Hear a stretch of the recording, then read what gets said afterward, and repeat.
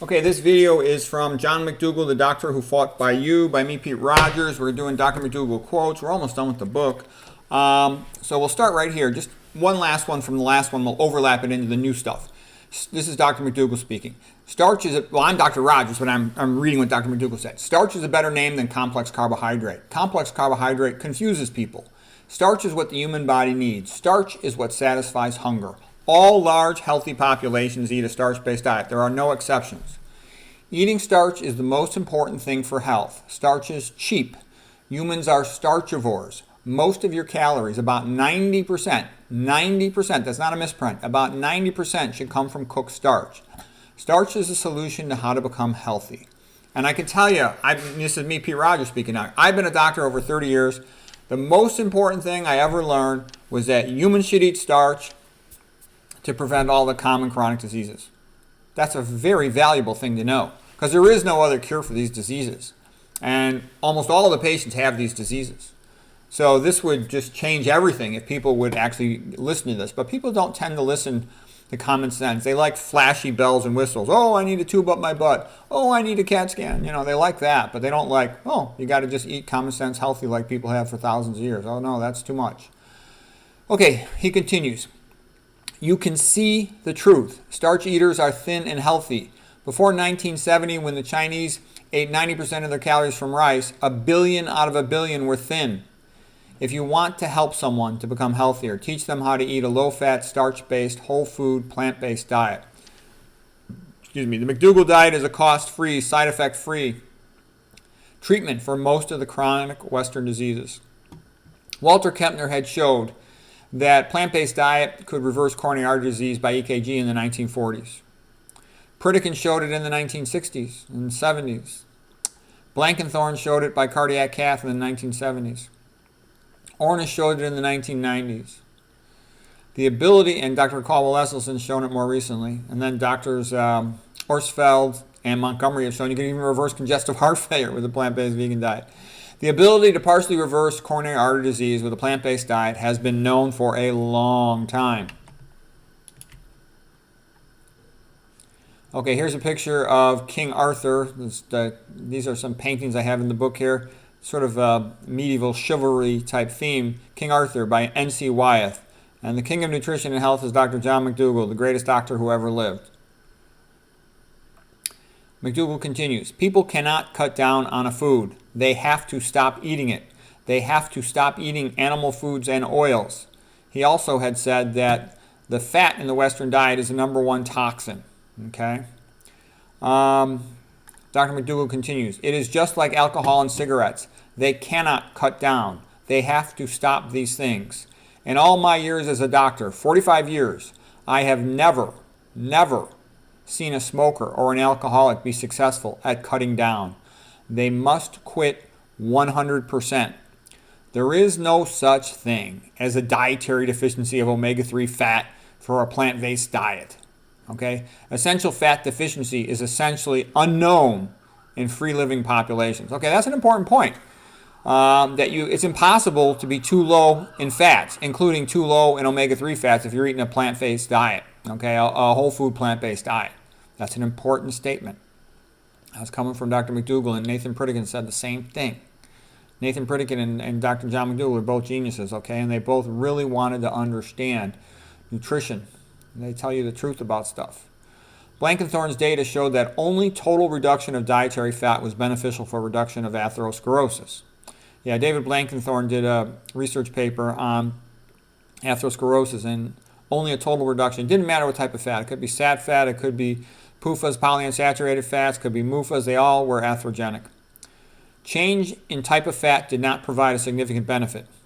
Fat paralyzes the insulin receptor. J. Shirley Sweeney's experiment indicated way back in the 1920s, a high-fat meal was fed to medical students and their sugars went up. They'll fail their oral glucose tolerance test. Okay, Dr. McDougall continues. Type 2 diabetes is 100% curable. It's pretty much impossible to get type 2 diabetes while eating the McDougall diet. The McDougall diet is a low-fat, starch-based vegan diet. That's an important point here too. Low fat. It's not the vegan version of the Mediterranean diet, which allows oils and a lot of high-fat stuff. No, it's low fat.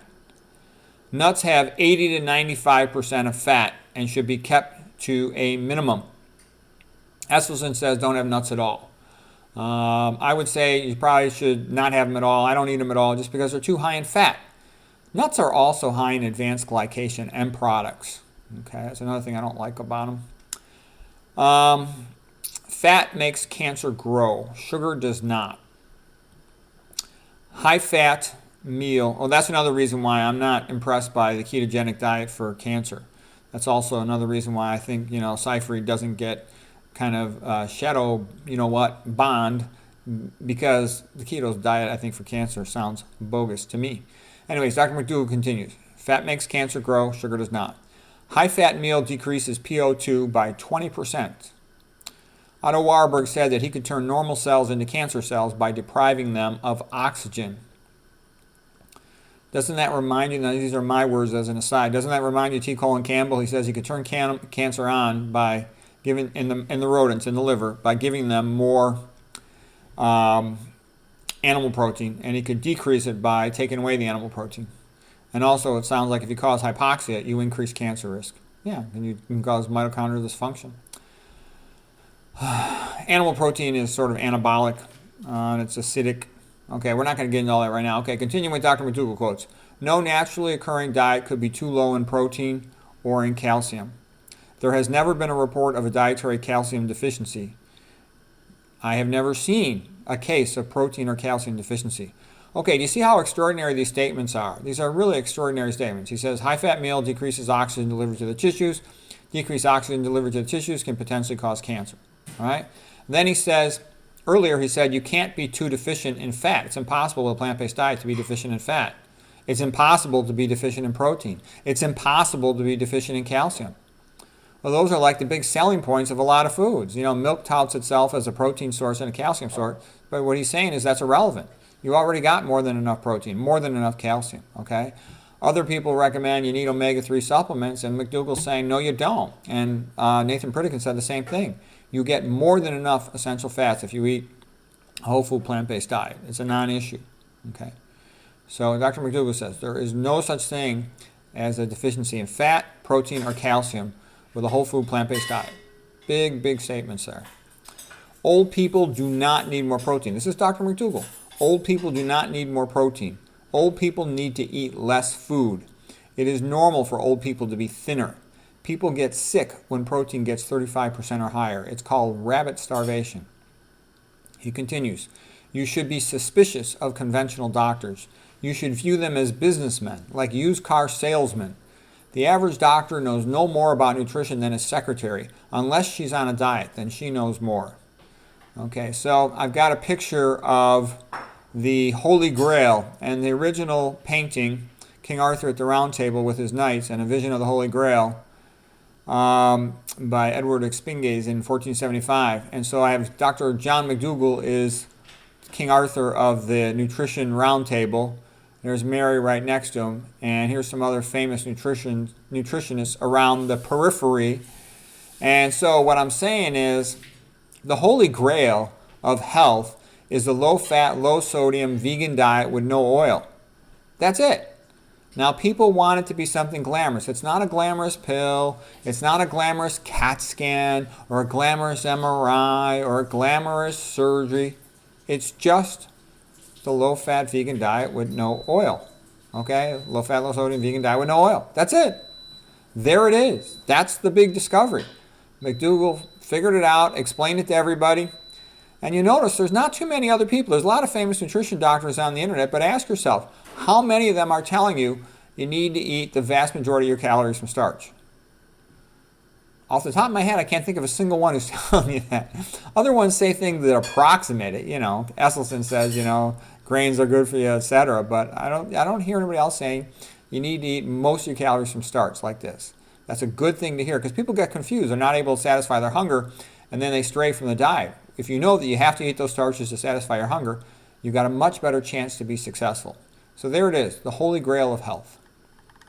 Okay, that's it for session 2 of Dr. Mcdougall Quotes. Hope that was helpful to you.